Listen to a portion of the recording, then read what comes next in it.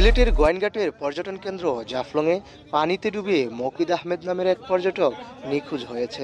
নিখোঁজ মকিদ আহমেদ সুনামগঞ্জের শান্তিগঞ্জ থানার রায়নগর এলাকার শামসুদ্দিন মিয়ার ছেলে। তারা বর্তমানে সিলেটের মাসিমপুর এলাকায় ভাড়া বাসায় বসবাস করছেন। মকিদ পেশায় একজন শ্রমিক। শুক্রবার 25শে জুলাই দুপুর 1:30টার দিকে জাফলংয়ের 0 পয়েন্ট এলাকায় পানিতে পড়ে স্রোতের টানে তলিয়ে গিয়ে সে নিখোঁজ হয়।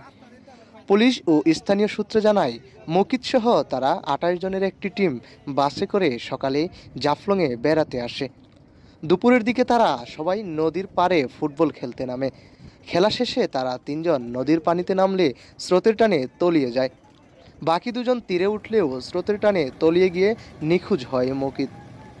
তার সাথে থাকা শাওন জানান, তারা 28 জনের একটি টিম সকালে জাফলংয়ে বেড়াতে আসেন। দুপুরের দিকে ফুটবল খেলা শেষে 3 জন পানিতে নামলে 2 জন পাড়ে উঠলেও স্রোতের টানে তলিয়ে যায় মকিদ। খবর পেয়ে স্থানীয় টুরিস্ট পুলিশ, থানা পুলিশ, ফায়ার সার্ভিস ও স্থানীয় ডুবুরিরা ঘটনাস্থলে গিয়ে ঘণ্টাব্যাপী উদ্ধার তৎপরতা চালায়। এ প্রতিবেদন লেখার সময় সন্ধ্যা পর্যন্ত নিখোঁজের কোনো সন্ধান পাননি তারা। ঘটনার সত্যতা ও নিশ্চিত করে গোয়াইনঘাট থানার উপপরিদর্শক SI ও জাফলংয়ের বিট অফিসার ওবায়দুল্লাহ জানান, ঘটনাস্থলে উপস্থিত হয়ে পুলিশ ও ফায়ার সার্ভিসের সমন্বয়ে উদ্ধার তৎপরতা চালানো হচ্ছে। সন্ধান না পাওয়া পর্যন্ত এ চেষ্টা অব্যাহত থাকবে। মাহবুব মারুফ, সিলেট।